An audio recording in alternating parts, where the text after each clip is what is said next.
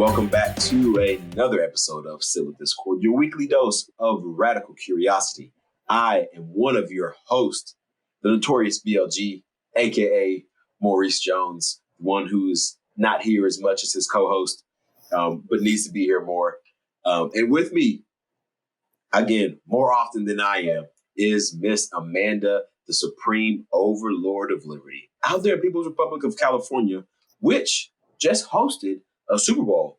And the home team won. This is actually back-to-back years in which the home team has actually won the Super Bowl. Last year they had it in Tampa. Tampa Bay won. This year they had it in Los Angeles, SoFi Stadium, SoFi Arena, whatever they call it. And the Rams won again. So, but Amanda, how's it going out there? Any traffic, any craziness that's been happening? There's always traffic. There's always craziness. I touched on some of the craziness in a podcast yesterday, and I promised listeners and viewers that this podcast would be more cheerful and at least more upbeat, because the podcast that it is a mini-sode, it was a little bit high on the Discord and low on the civil, but things are good. We're fine. I'm safe. So yes, things are all right. Well, that's always good. It's always good. I know I enjoyed my Super Bowl. I did. I am a person who likes to make nice little wagers with my spare money. And Matthew Stafford throwing 3 touchdowns was a good thing for me. Okay. Snoop Dogg actually wearing white shoes was a good thing for me. And the Gatorade being blue was a good thing for me. So, Wait, yeah. Isn't the Gatorade always blue? No, or is it's not. Red? Okay. No, it's not. So they have the prop bets, and you can make bets off of anything as far as what color is the Gatorade going to be. There's blue, there's green, there's orange, there's purple. Okay. And there's like a mixture or whatnot. So it's always pretty fun. Just finding just random things to bet on. So that is fun. That sounds fun. But glad that that things have come out on top as far as the Rams are concerned. I was happy to see Matthew Stafford win. Again, I'm a huge sports guy, so Matthew Stafford winning was good for me. OBJ getting in the ring was good for me. And then Cooper Kupp winning as well was good for me as well, too. So definitely enjoyed it. Definitely enjoyed that. Yeah. But outside of the Super Bowl, and if you guys hear my dogs, I'm so sorry. But outside of the Super Bowl, there's some other sports events that are going on, maybe halfway around the world. It's probably maybe, I don't know, it's a long flight over there. But the Winter Olympics are going over there in Beijing. Beijing. I feel like Beijing, then they hosted they hosted an Olympics here recently. They hosted not too long ago. Yeah, I remember, because there was an issue with, first of all, they had a weather machine, which was creepy, where they were able to actually regulate the climate. Mm-hmm. And then they also got in trouble for possibly having underage gymnasts. Yes, 2008. I think it was 2008 Summer Olympics. Hang on one second. Let me pause this really quick. Sorry for that brief pause. For those of you who are watching this live, you got to see some frustration of Maurice walking out to his dog at the door, jumping and barking because his dog is not seeking any attention. But yes, they hosted the Beijing Summer Olympics and they in 2008, I believe, and they and that was interesting to say the least. So I was quite surprised that they're holding the Winter Olympics as well too, and all of that lovely jazz. But it is what it is. But not all things are great coming from this whole Winter Olympic coverage as far as things go. What's been going on over there?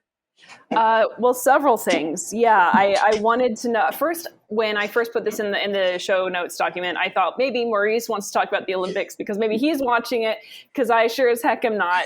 I watch a few things. Yeah, people talk about how boycotts on the individual level don't matter. And you're right. I am sure that no one cares that I'm not watching the Olympics, but it is, from a personal choice standpoint, it's very important to me.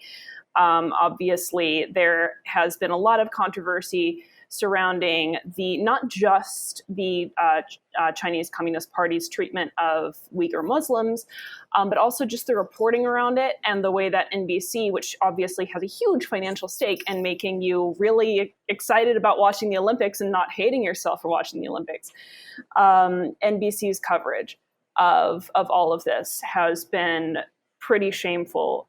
Nancy Pelosi's comments to athletes about how you're there to compete. You're there to compete. My gosh. And so good. They're very mean there. They're mean. So please don't get the Chinese mad at you. Right. Yeah. So there was that, which was just, I mean, these things send signals. The way that I look at this is it sends a signal to China most of all. It sends a signal to the Chinese government most of all. We're so scared of you. We're so scared of what you might do to our athletes that we're telling them not to speak out, not to express their political opinions. We're so frightened of you.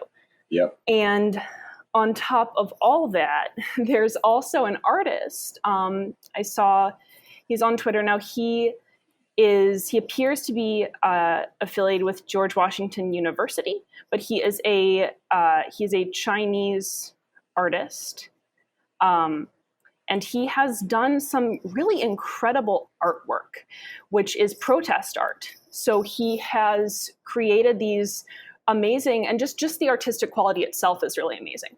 He's created these drawings that are kind of parodies of Beijing 2022 Olympic posters, but you have curling, you have the biathlon, you have hockey, you have figure skating, and you have snowboarding.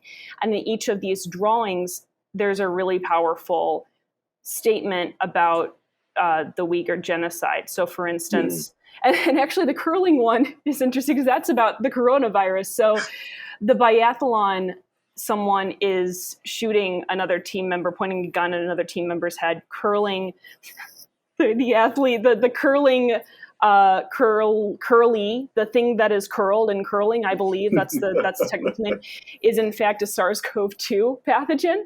Oh, wow. Hockey is really compelling. You have someone, it looks like they're taking someone and sort of knifing them. Figure skating, the person who's doing figure skating is skating across a flower in the ice, but the flower is in blood. So it's really provocative, really beautiful statement art. Right. And I repeat that this guy is a Chinese artist. He tweets this: George Washington University Chinese Students and Scholars Association is launching a witch hunt to the student activists, putting my boycott Beijing 2022 posters in campus. Okay, so what's happened here is that there are students at George Washington University who are using these posters. And what he is doing is he's saying, this is totally fine. And the students who are putting up these posters are saying that this is racism. The artist says, this is absurd. I am Chinese. I'm a Chinese artist. So he's accusing this of being a smear campaign from CCP affiliated groups. Right. And he says, please share to advocate and protect those brave student activists at GW University who put my art in campus. They are facing threats like doxing and physical harm. And the smear campaign is also launched from WeChat. So this is, would you put up these posters in your school, Maurice? I value the impact that I get to make at the school. So it'd be very difficult for me to put these up at school. But if my ultimate goal wasn't to change and mold the minds of young Americans, then 100% I would put these up. The snowboarding one is probably my favorite. The snowboarder on the surveillance camera, that one is just awesome. I was like, oh, that is just so fitting. Like it really is. I would definitely put these up if I was at a university. Oh, 100%, I'm putting these up. Yeah. Like no questions asked. Would you put them up at UCLA? I would, and I would make sure that there weren't any cameras around first. So now people, if they're listening to this and they see the posters up, they're going to be like, Amanda's in on it. Oh, what? Yeah. But yeah, I absolutely would.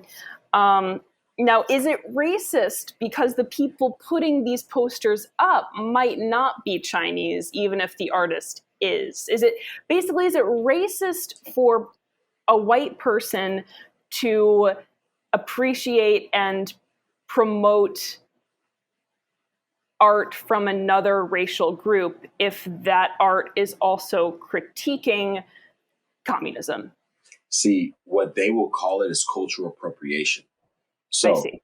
because because a Chinese person did these drawings and the white people are taking it up and posting it up for themselves, then that is you appropriating the culture of somebody else to make it your own, because you're not wearing the proper shirt to give them credit. You're not putting things up in the right manner to give these people credit. So there's always a way for people to spin this, and it is so frustrating. It drives me up the wall for people to say, "Oh well, hey, that's racist," when you don't even know how this specific art came about. You don't know the background. You don't know where it's come from, and it just shows how one thing I've learned in my life, and you guys, and I know these listeners may very well disagree with me, but I've learned to be slow to speak. I've learned to, you know what, let me sit back and not open my mouth and put my foot in my mouth. Because I know that there's more. I'm still a line from Transformers. There's more to you than meets the eye. Okay, so I know that there is more to whatever story than whatever I'm looking at right now. So if that is the case, then allow me to sit back. Maybe think about a couple of things. Maybe steel man my arguments as to why this is bad, this is good. Do a little bit more research. Hey, where did these posters come from? Who created these? Oh, this is actually a Chinese student. Okay, okay. And I know I think you had mentioned, like, people thinking that it's the like it's like the CCP plants, like they are doing. I think that's giving them too much credit. I think these are just people walking around campus like, oh my gosh, that's Asian hate, because we're coming off the Asian hate as far as the guy who was going to different massage parlors and killing people, even though that turned out to be it turned out to not be hate crimes and turned out to just be some guy killing shooting up massage parlors because he felt like they were of the devil. Mm-hmm. and all the fornication and sinning that they were doing in there. But when it's so frustrating to me. And I think the biggest thing for me with all of this is just the hypocrisy that many of the left have had, especially when it comes to China. Because a lot of people will not remember this, but a few years ago, so this was before COVID, when the basketball, the NBA, they were doing a tour in China in 2019, and there is a GM. He's now for, I want to say, I believe he was for, I believe he's now in Washington, or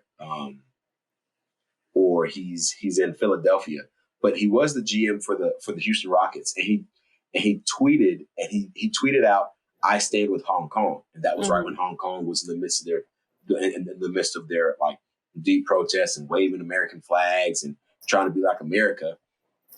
And all of these NBA players came out, and these coaches came out and said that he needed to not speak on this because he had no idea what was going on. And this is not safe. You're putting people's safety at risk. Yet when you have somebody who tells LeBron James to shut up and dribble because he was speaking on something he didn't know anything about, oh, that's racist.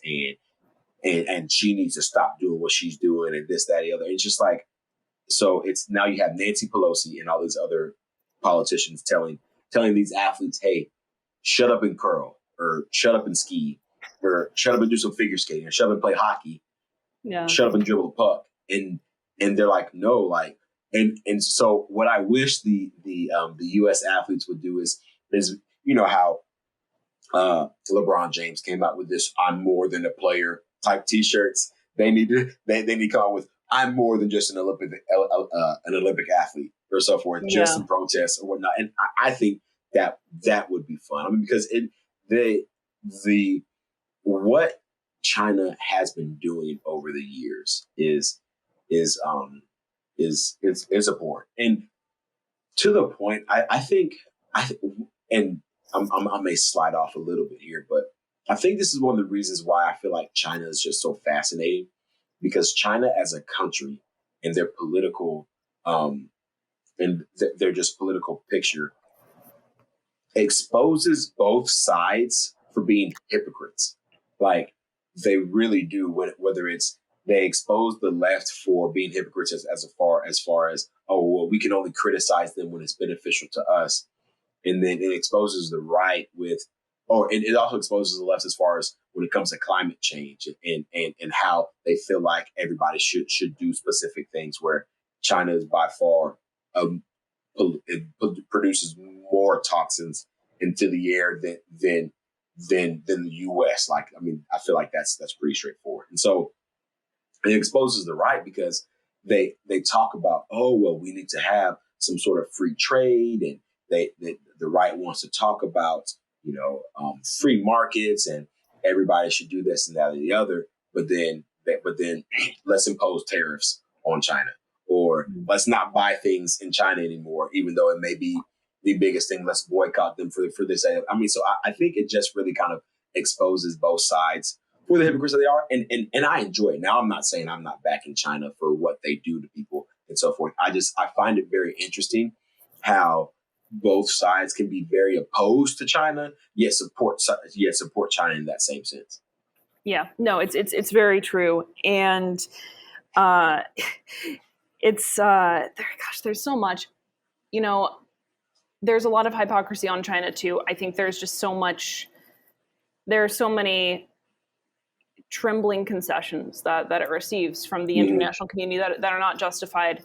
I've talked before about this developing nation status that it continues to claim, in spite of not being a developing nation compared to all of the other countries who are claiming developing nation status in order to get concessions. It's a developing nation right up until it launches a rocket that's nuclear ready and can circle the globe. And after that, except for that, it's still a developing nation. Exactly. So that irks me, the preferential treatment it gets, and we all know that it's in no way justified. The accusation of racism here or anti-Asian hate. You know who's committing anti-Asian hate? The Chinese Communist Party, okay? That's who's committing crimes against Asian people. Go figure. It's not because they're Chinese that we're condemning this. We would be, or we should be, condemning it. I mean, we condemned it among the Germans when it was too late, quite frankly. Actually, I think there are a lot of parallels you can draw between the way that we responded to Germany and the way that we respond to China currently, but and the lead up. But it's not because they're Chinese. That's not why, and everyone knows this. So I don't really know. There's so much bad faith in that particular critique. You were talking about how the athletes should all, wear something that says, I'm more than an Olympic athlete. I think it would be great for them to, have some kind of protest logos on their uniforms. And of course, the company would never get behind this. Sponsors would never get behind this.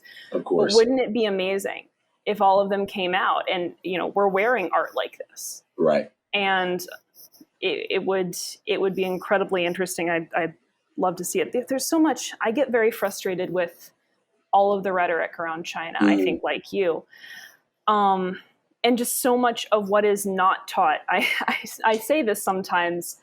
I consider myself an educated person.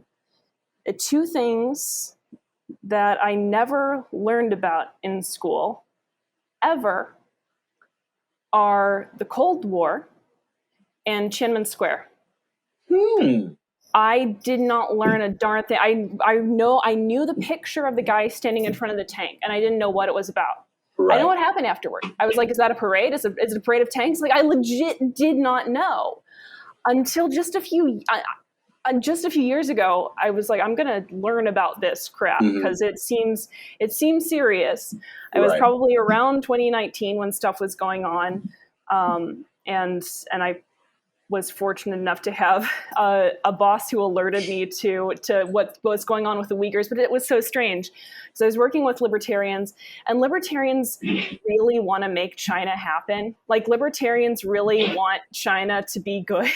Right. Because they went part of the way in embracing capitalism, but when you only go part of the way in embracing capitalism, you get like the furthest thing from capitalism, which is cronyism. Exactly. Right. So I don't expect China to happen under the Chinese Communist Party libertarians. Yeah. I don't expect that. Unfortunately. Yeah. Unfortunately. But I mean, it is what it is. But I mean, just learning about, I must have had a great U.S. history teacher. And I think I really did when I talk to people about what I learned in high school as far as history and what I learned in middle school as far as my history teachers. I will say I probably had two of the best. One, his name was Mr. Pierce, and he was my 8th grade U.S. history teacher, and I learned so much. Everything from the beginning of America to up to present day. And we talked about the Cold War. We talked about all kinds of things. He was a former military guy, so I think that may have been one of the reasons why. And we talked about and then when in my 11th grade year, I took U.S. history. We talked about Tiananmen Square, and I was like, this is not even U.S. history, but we discussed it because it was such a big event that the U.S. actually watched, and how crazy it was and the impact that it had on specific things in the world. And so we definitely talked about it. It's crazy to think. It's crazy to think. So it really is. My history curriculum was essentially, we went up through kind of World War I, and then it got fuzzy because no one was sure about how to teach the start of World War I for obvious reasons. And then we talked a little bit about the 14 points, and for that portion, Woodrow Wilson was good. And then we talked about the internment camps, and it wasn't really mentioned that Woodrow Wilson was affiliated with them. But yeah, enemy of the people, Woodrow Wilson strikes again. We talked about World War II, and then it was like this Stalin-esque erasure of the period in between, like after internment camps. We dropped a bomb. We're kind of upset about the fact that we dropped a bomb, and now we're just going to skip to the civil rights movement. Yep. And the civil rights movement in the Cold War, there was some interweaving there, partly in terms of like the realignment that took place with the right being more concerned with the Cold War. Anyway, so it's strange how things are taught these days. Gotta love it. Well, speaking of strange how things are taught, I read across this article and I was like, I've got to read it because it is crazy. I'm going to read you the headline, and this is what. And if it's clickbait, they definitely got me because I decided to read this. And I want to send this over to our good friends over at Good Morning Liberty for Dumb Bleep of the Week. Like, this article is 100% atrocious. It reads, this is the headline. It's not just inflation. Corporate greed is also partially to blame for the rising prices you're paying. Now, if you guys have been with us from the very beginning, I feel like this may have been episode 3 or 4. I cannot remember. But I went on an absolute tirade about the CPI coming back I think at that time it was close to like maybe 5.5%, close to 6% or something like that. Well, if you paid any attention to it, I think it came back now like 7.1, which for those of you who don't pay attention and didn't like to and didn't listen last week, there's a saying that I like to use, and it's called "I told you so." And so this article, for some reason, wants to blame corporate greed for rising prices. And I was like, okay, you know what? Let's go through this. And it is an opinion piece. Okay, it is definitely an opinion piece. And this person is definitely an idiot. I'm just going to be 100% honest. But it talks about the consumer price index coming back over 7% in December and all of these things. And it says, well, what could be the cause of that? Because it's not just happening in the United States, it's happening virtually in every nation. And my thought process was virtually every nation over the past 2 years has printed a bunch of money. Like, I mean, that's nothing new. Yeah. Also, if you look at the numbers in every other nation, they're way below the U.S. Yes. They're saying, oh, well, the United Kingdom reported a 5.4% inflation rate in December. You know what 5.4% isn't? 7%. You know how much that is in relative terms? That gap. Anyway, you can continue. No, you're fine. You're fine.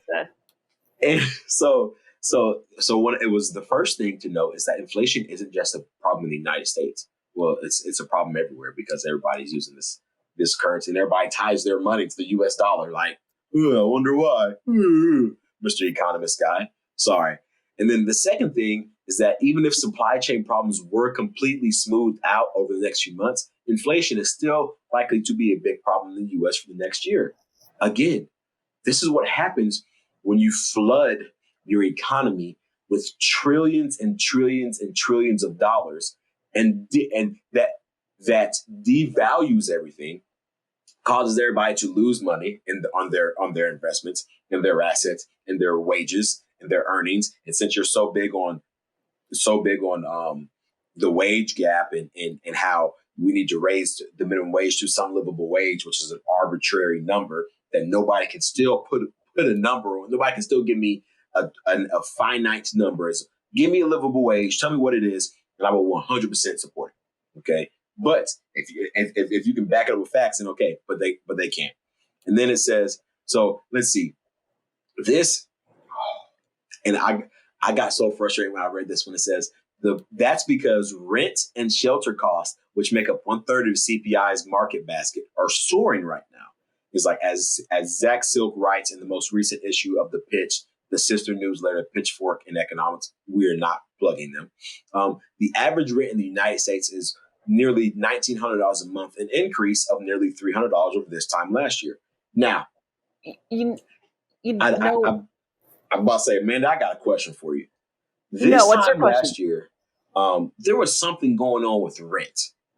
I can't remember what it was. Do you remember what it was? Sometime last year? No one was paying it. I shouldn't say no one. I'm sure a lot of people were, but no one had to pay it. That's what I thought. I thought. There were programs created to subsidize the rent that people weren't paying, and that money hasn't been distributed. So if you have landlords, the majority of whom are not owning these huge apartment complexes, right? The majority of landlords are people who are like renting out a bedroom or a couple. Exactly. Yep. And they're barely making ends meet because they're not allowed to work anymore. And then they're not getting that income from rent payments for more than a year. Huh, yeah. Then you're going to raise rent prices. You're going to do that. I thought I was stupid when I was reading this. I was like, there's no way that you could think somebody is that naive. Like, yes, people were not paying rent. So if you owe me money and you're living in my home, instead of me giving you this one large bill, why don't I increase your rent a little bit to help recover the cost of everything that I've lost? I don't know. That's a thought. I was like, okay. And it's $300 over this time last year. And when they compare everything to last year, it gets better. It gets better. And the average, remember, was, while some cities like Miami has seen over a 40% year-over-year increase of rents. Again, I wonder why that is. Also, not to mention, a lot of people are moving to Florida. So if there's a high demand for things and maybe the supply hasn't increased, probably because building materials are pretty high, like you would think a basic economics, it's a great book, by the way, would tell you, the higher the demand, the higher the price goes. Not sure. I'm pretty sure that was probably the first things I learned when I learned the demand curve. I'm not sure. But then it gets even better because, again, we're just talking about landlords here. So this is we haven't talked about the corporate greed. In fact, a good number of the rising prices we are paying weren't strictly necessary at all. During the last quarter of 2021, for example, Starbucks reported an eye-popping 31% increase in profits and revenue increase for the quarter, for almost 20%. So if the last quarter I saw a huge increase, what was happening in the previous quarters to that? Could it possibly be? I don't know. And again, these last two years have been an absolute blur. But I don't know. Could it have possibly been the fact that businesses were closed down, people were commuting back and forth to work? So if people aren't commuting back and forth to work, they're probably not getting their coffee from Starbucks. They're probably making it at home.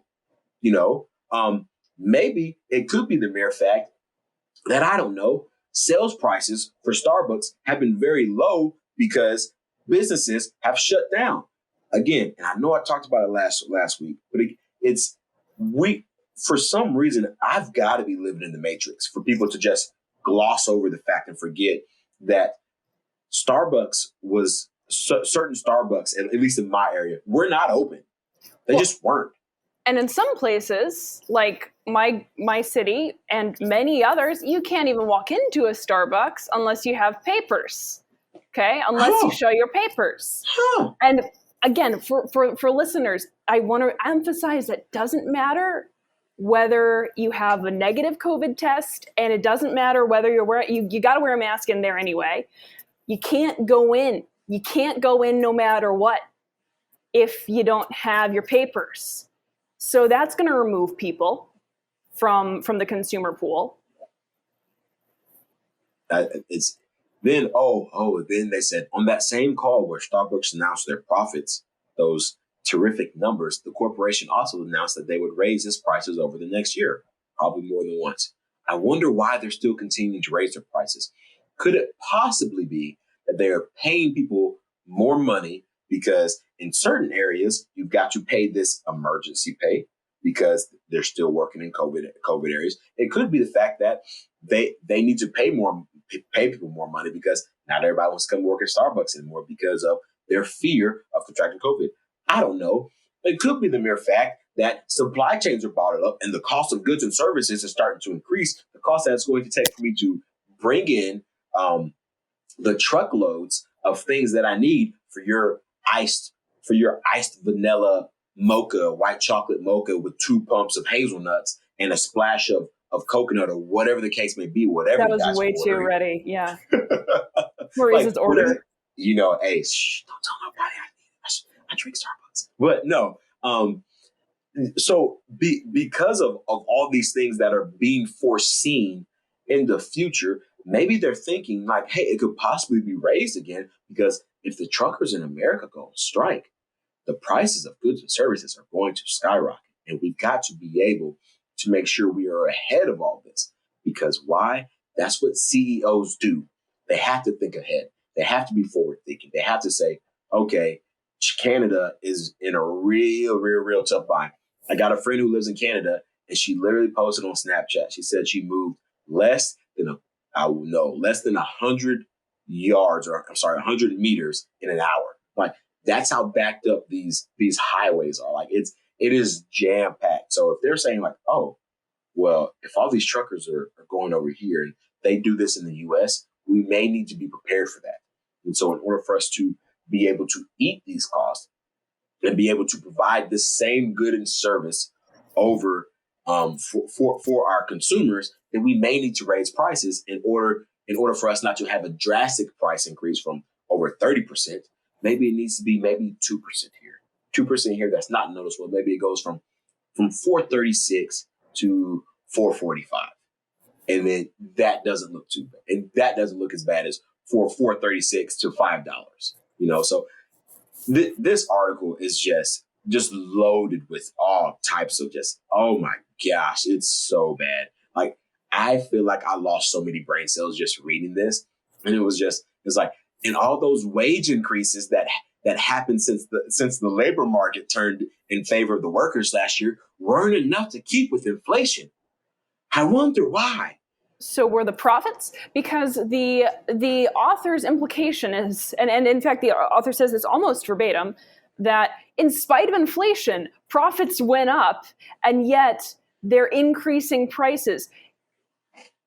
When inflation goes up, your profits, your gross profits, are going to go up because inflation means you're inflating the number of dollars. And to give you a sense of perspective here, 80% of the dollars, 80% of dollars printed ever, I will correct myself because it's not ever, 80% of all US dollars in existence were printed in the last 22 months. 80% of all dollars in existence were printed in the last 22 months. Somehow that doesn't affect the value of your gross profits, but it affects everything else, right? I mean, that's the point of this article. It's affecting all these other things. But these business people, this is honestly the same tenor as the article that initially said, hey, inflation's not all bad because people are getting raises. And it got ratioed so badly on Twitter that not only did they take down the tweet, they rewrote the article. Yes. I remember that one. That was a fun day because I jumped in on it, and like 2 minutes after I retweeted something nasty, they took it down, and I got to pretend that it was because of me. They took it down because of me. Yeah. Yeah, exactly.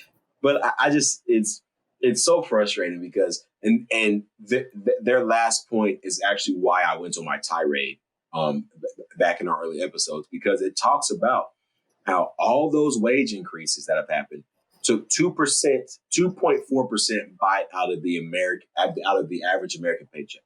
So that means if you didn't get a raise, then you lost 2.4% of your check over the past year. Like or let me put it this way. If you did not get a raise in the past year that was more than 2.4% of your original salary, you were making less money right now than you were a year ago. Like, that is, y'all want to talk about highway robbery. Like, my goodness. It's so frustrating. And just, I try not to get in too much Fed talk, and I try not to get in too much, because that is something that I know a lot of people are not going to understand. People are going to understand, hey, if you didn't get a 2.4% raise last year, you're making less money than you're making less money now because of the rate that prices are starting to go up than you did last year. Like, it's ridiculous. And because I kind of had this talk with my wife early, because I did our taxes and we did our tax return, and I told her, I was like, well, hey, we are not going to get as much as we did last year because of the fact of, with the way that I did my W-4 setup, I made it to where I paid less in taxes. So I didn't get as big of a return. Why? Because the sooner I get money in my pocket, the better I can have it work for me, as opposed to waiting until February of every single year to get one big lump, $2,000-$3,000 check or so. No, I'll spread that out over my previous year or so. And then by doing that, what am I able to do? I'm able to make investments here. I'm able to make sure that I purchase this at this specific rate, as opposed to the increase of 7.1% that it was in December, and things of that nature. And so I know, like, a lot of the Fed talk and stuff gets boring, but when you tell somebody, hey, you're making less money this year than you did last year because the way prices are going up, oh, it definitely hits them. It hits them hard, and it hits them like a ton of bricks. When their Starbucks meal was what used to be $4 is now $5, or when McDonald's no longer has a dollar menu, it's just a $1, $2, $3 menu, and a hot and spicy used to cost $1 and now it's $1.79. That's a 79% increase in price. Like, And that's not just because they want this. That has nothing to do with the fact that we want higher margins on our hot and spicy McChicken. No, it's, hey, the cost to make this McChicken has gone up, so therefore the price needs to go up. We'll go up with it. It is so frustrating, and I'm surprised I'm as calm as I am in having this conversation, because typically I go off and I'm in the mic, but my wife may be sleeping right now, so I'm like trying not to wake her up. She's probably annoyed. She goes, Maurice and all his Fed talking, CPI and inflation, blah, blah, blah. Oh, I thought it was supposed to be civil Discord. He's supposed to be speaking civilly. And now it's just nothing but just tirade Discord. So it's just Discord. It's Discord squared. Exactly. You should do your own mini-sode. You should do that. You really should. Yeah. But yeah, so it's so frustrating. So frustrating. Go ahead. I'm sorry. No, I was just going to ask, is a hot and spicy, is that a real thing? Yes, it is. Okay. Yes, it is. So, okay. Explain to me the hot and spicy. I learned this. The hot and spicy is very unique to Texas. Okay. If you go to other McDonald's, it's just called a McChicken. Okay. Okay. So it's just their basic $1 chicken sandwich. A hot and spicy is a hot chicken sandwich, and it is by far better. And when I moved to Tennessee, I was like, oh my gosh, like they don't have any hot and spices anymore. I just gotta get McChicken. That's rough. Like Texas, we got some unique things. We have a Texas double Whopper at Burger King that I don't get, but it's got like bacon and jalapenos and all kinds of stuff, everything like that. So we've got our fast food restaurants cater to the state of Texas, and that is for sure. And I enjoy land of franchise experimentation.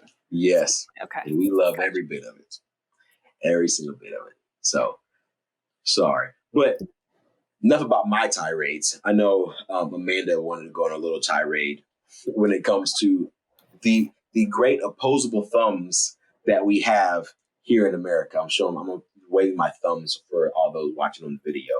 Okay, the great opposable thumbs that are going on. The NPR decided that making sure you use the right color thumb because it's right for white privilege. I don't know anything about white privilege, Amanda. You may. I don't know. I can't. I feel like that is a damning setup, because you're damned if you do, damned if you don't.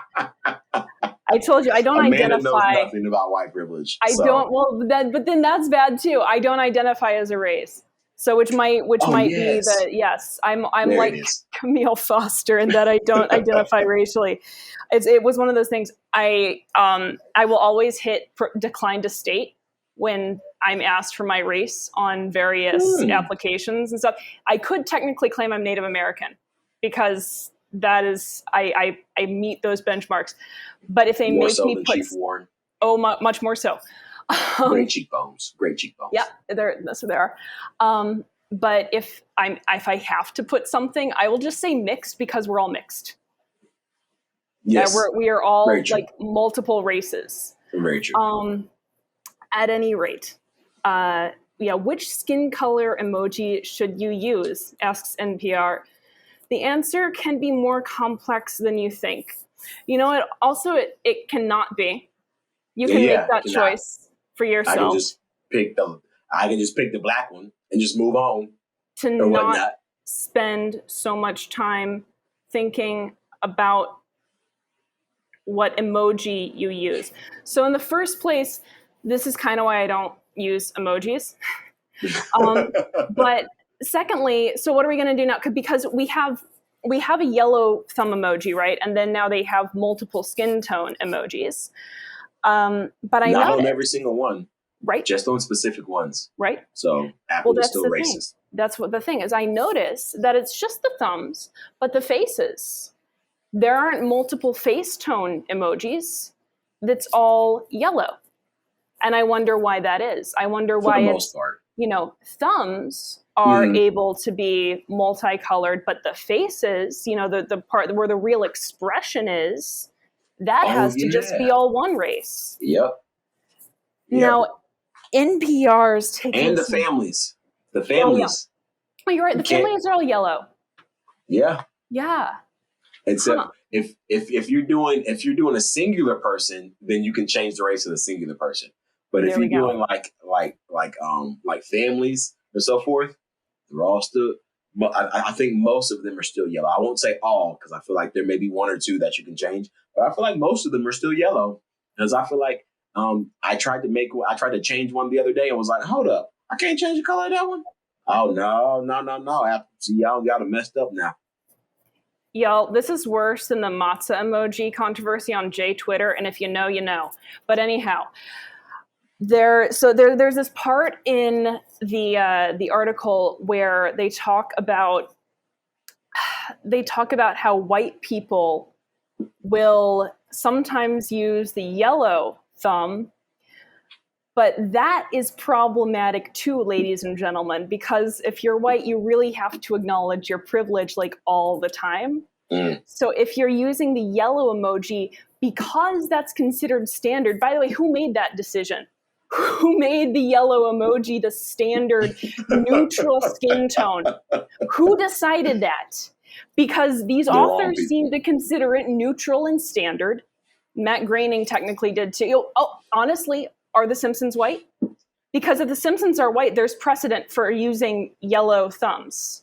Yeah, because they got some black folks up in there. Yeah, that's Indian. Yeah, and they have Asian characters, and the Asian characters are white. Yes, they are. So again, we've established precedent. Thank you very much for helping me with that. It's problematic because yellow is supposedly neutral. And if you are a white person using a neutral skin tone that someone else is telling you is neutral, then you are implying that I don't even know what the implication is. Like, how does that sentence end? Like, you're implying that your race is neutral. You're implying that your race is the majority. You're implying that you don't. How does that explain to me the problematic nature in the way that sentence ends? I'm talking to the wrong one. As I use whatever tone emoji you want. And what I always laugh about. Part of the reason that I put this in here is because I was thinking of whenever you come in the Good Morning Liberty Discord and you use the thumb emoji, and everyone else will just echo. Like on Discord, if you use an emoji to comment on what someone says, then someone else can just come and click on that emoji, and then it'll double. So it'll say like 2 thumbs up, 3 thumbs up, 4 thumbs up. So Maurice, every time he puts a thumbs up or whatever, or uses some kind of hand emoji, other people will click on it and start upvoting it. And Maurice always, there are a lot of black thumbs in this group.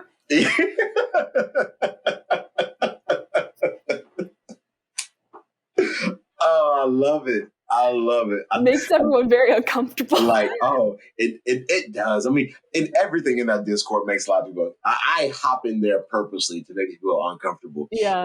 Because I want people to be so comfortable with discussing anything with me. Like it's like I joke about anything and everything. That's why I think that's why like race is never been a big deal to me. It's because like I can joke about. I mean, we will quote Clayton Bigsby and Dave Chappelle skit stuff all the time. We will do the South Park episode with people that annoy you all the time. Like we talk about all these things because like it's not that big to me. It's not that big of a deal. Like it is not that big of a deal. I don't want people to look at me and say like, oh well, you know, oh well, he's a black guy, so he must think this way or that way. Because I 100% crush everybody's viewpoints as far as what I should believe. But now I will say I use the like those type of emojis because I just think it's fun and it's cool. I'm like, oh yeah, like hey, if I can change the color of somebody that looks like me, then okay, like my Bitmoji looks like me. He's got facial hair. Those of us who watch it on video, he's got the facial hair. He's got like the beard and the goatee. He's got like a short top haircut. Whatnot. He's a good looking Bitmoji, just like I'm a good looking man. Like, I mean, it happens, you know. But I don't understand why people are trying to find anything and everything to be so to deem as racist and hey, there's white privilege in this and so forth, all because you are using a normal emoji. Like I'm literally looking at a partial of the moon right now, and the moon is actually white. It's not yellow, but my computer is telling me that's yellow. Is whoever created that moon? Hey, that's the wrong color. We got to correct that, because the people who were people who created it. Oh no, they're racist now because they use the wrong color. Like it's this people just looking and trying to find some reason to be mad, and just make sure you're using the right thumb emoji. Like, first off, I want to say you only use emojis with people who you're comfortable with, so they all know it. They all know it and understand where you come from anyway. So like it is. Oh my gosh, if there's anything that frustrates me more than CPI and inflation and things of that nature, it's race baiting, and especially when you do stupid things like emojis. Like, you're literally using emojis to create some race issue that is not even there. Like, it's not even there. Man, it's not even there. Oh, it's so frustrating. Toward the end of the article, it says that someone says there's a default in society to associate whiteness with being raceless. And the emojis give white people an option to make their race explicit. So one assumes that if you don't use a white emoji, you are assuming that you're raceless. So I want to point out a couple things. First of all, that's the person who gave that blurb. That's their assumption. Exactly. They assume that people assume that being white is not having a race. Is that true? I don't know. I don't think I mean, race is a construct anyhow. Right. But there are people who are white who belong to different ethnic categories.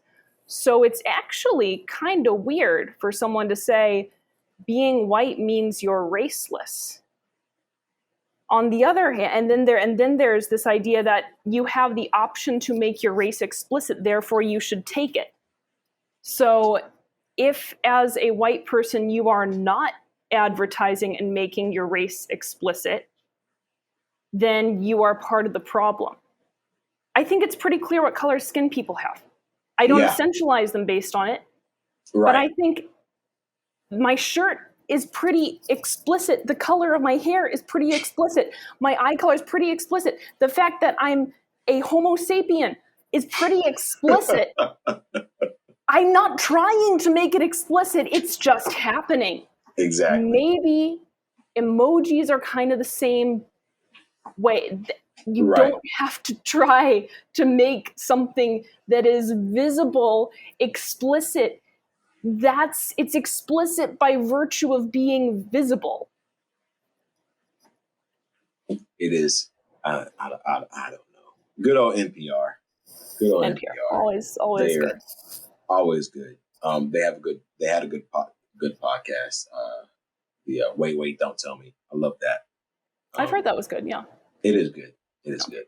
But then that's the only part of NPR that I stay on. When I start to get on their news side, I'm like, oh, I'm losing lots of brain cells.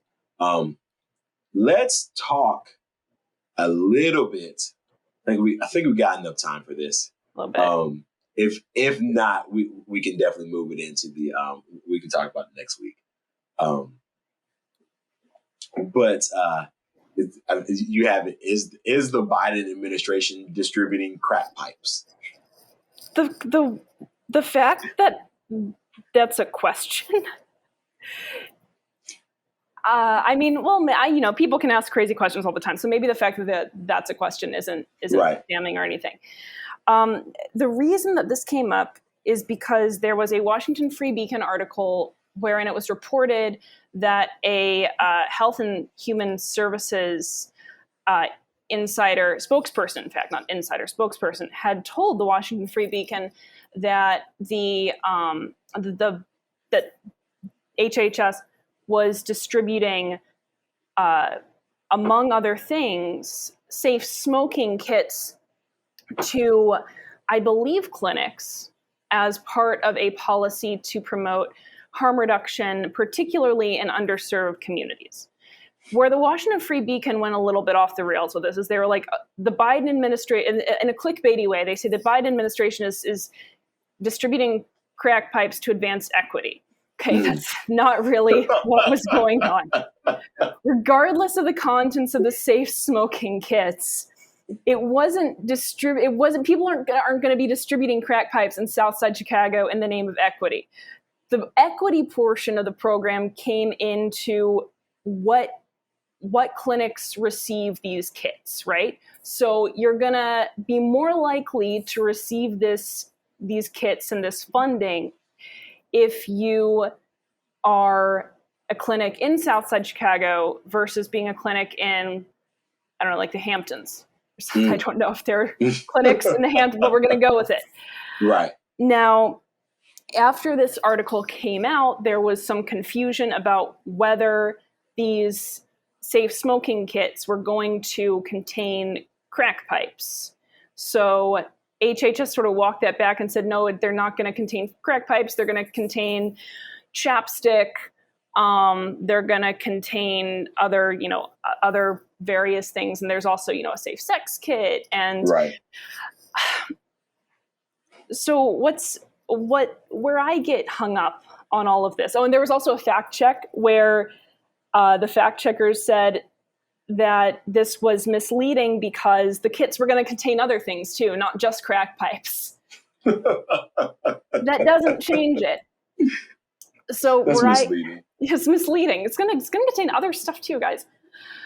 Where I get hung up on all this is harm reduction is in fact a really, really effective way of treating addiction and other behavioral issues. And it really it often gets a very bad rap because people are very uncomfortable with the idea of people who have drug addictions continuing to use drugs. Even though when you do longitudinal studies, harm reduction programs, for alcohol, it's a bit murkier, but harm reduction programs for narcotics and for other behavioral issues tend to yield better long-term outcomes than programs that focus on abstinence and that rely on, here's the kicker, like externally imposed, universally imposed, one-size-fits-all metrics. Well, harm reduction works because it's individualized and it puts the individual patient at the center of their care. So it's about improving the patient's quality of life. You articulate your goals, and then people work with you to help you achieve those without saying you got to go cold turkey. You got to absolutely stop.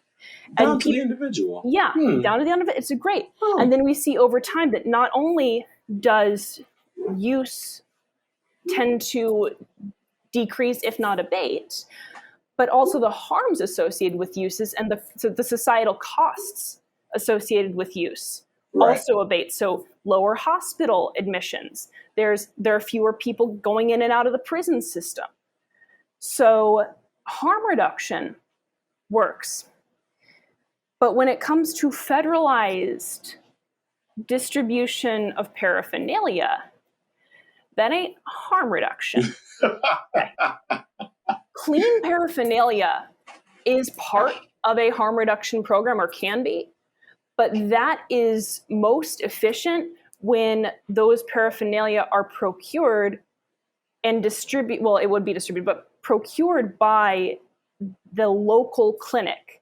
Right. And part of that has to do with costs, right? Because I will guarantee you that I could right now put together a much cheaper harm reduction kit than the U.S. government is going to do so with your taxpayer dollars, okay? Not even. And it's going to be more effective, and it goes right to the clinic down the street. 100%. So harm reduction programs, yes, they work. And then if you try to federalize harm reduction, you're missing the point, because harm reduction is about the individual. And while, again, clean paraphernalia, yes, thumbs up. Yellow, white, brown, whatever color you want, thumbs up.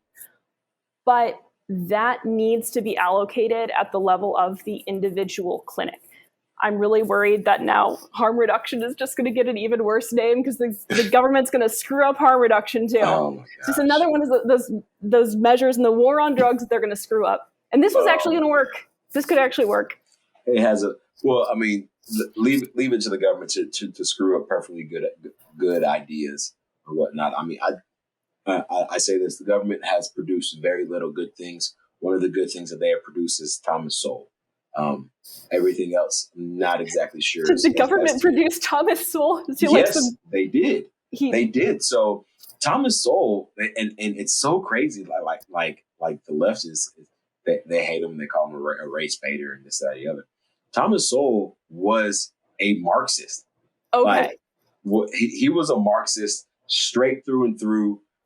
Even was taught by Milton Friedman, while he was at the University of Chicago, like all kinds of things. Graduated University of Chicago, hanging out with Milton Friedman, was still a Marxist. Like and if you ask him what changed his mind, he said he worked for the government and realized how ineffective it was. It was that really turned me around. So I was like, hey, government produced one good thing, and that's Thomas Sowell.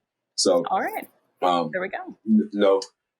No complaints about that. But crack pipes, well, hey, whatever they want to do, I just like you said, anything on a federal level is, I don't say it's typically not a good idea. Because go ahead. Would you trust a government crack pipe? Oh no, not at all. I wouldn't trust a government crack pipe. I'd rather get one from the guy in the tent by the trumpet. Yeah, exactly. Like I don't trust the government with a lot of things. I don't trust the government with money. And for them to give me something that I'm supposed to smoke out of, like, and with as many bad things as they look. I don't talk a whole lot about race and history and ethnicity and so forth and whatnot, because I don't want that to be a biggest part of me. But the government has not been too kind to people who look like me. Just saying. Just throw that out there. So why would I want to trust them when giving me something like this? I don't know. Hey, you know what? It is what it is. You can hate me for making the comment, but it is a statement of fact. So that being said, I'm not very trusting of the government to begin with. I'm just not. So like I'm not going to smoke crack.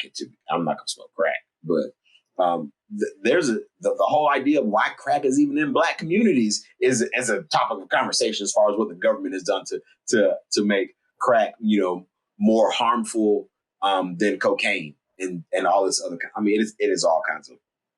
It is what it is. But I mean, I wish that the war on drugs was done very different. And I'm not a person who partakes in those things for a number of reasons. But I think that this whole war on drugs has been a complete and utter failure. And if at a local and individual level we can do something to help better our communities, whereas I mean, like you said earlier, our hospitals aren't being run by people who are overdosing on certain things, that are contracting this specific disease and that disease because they're using dirty needles and all this stuff. If there are ways to mitigate that on a very individual level, then 100% let's go for it. And the government, please stay out of the way. Please let individuals make decisions for themselves, because that is what I'm all about. Getting down to the individual and moving on from there. Let me get out to the individual and let me be able to make my own decisions for me and my immediate. And then if me and another family want to get together, then we can do that. If not, then let me run my own household. You guys, you got to freebase, ride the lightning. That's all I'm saying. It's true. Exactly. So, but thanks again, guys. Thank you again so much for listening to another episode of Civil Discord. Because again, we are your weekly dose of radical curiosity. I mean, who talks about who goes from inflation to crack pipes? And with inflation being what it is, you never know where I'll be in a couple weeks. I may need to start selling it. I mean, because those prices are going up too. So. We go from that to the Super Bowl and everything in between. We haven't talked about Brian Flores, which he's he's kind of being swept under the rug now. That's a dying story, but it is what it is. But we are so thankful again so much for you guys tuning in. We are now officially doing video. So if you guys want to head over, it is Civil Discord Podcast on YouTube.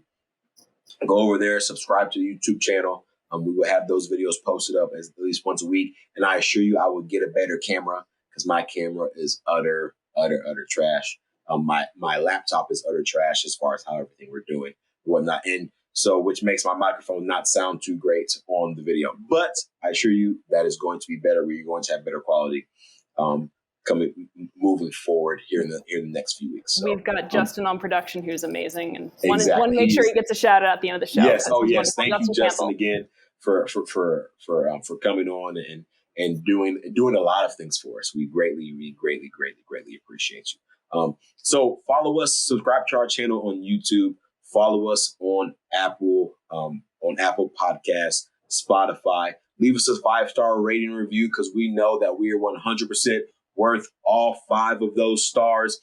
If you think we're not, still give us 5 stars and tell us why you gave us 5, but we're only worth 4. And I will gladly read the comments, thank you for it, and then forget about it. So follow us on Instagram and Twitter. Follow us on Instagram. Call me Maurice and Civil Discord Podcast on Instagram. I actually, on my personal page, just made a great announcement. I don't know if I want to post it to the world, but I probably will. Me and my beautiful, lovely wife are expecting a child, and that is phenomenal. Yes, so I'm so excited, about to be a dad. Oh man, life is crazy. I'm about to raise another crazy little libertarian that my wife is not excited for. So, but yes, so I do a lot of personal things as well as talk about some politics as well too. So follow us there.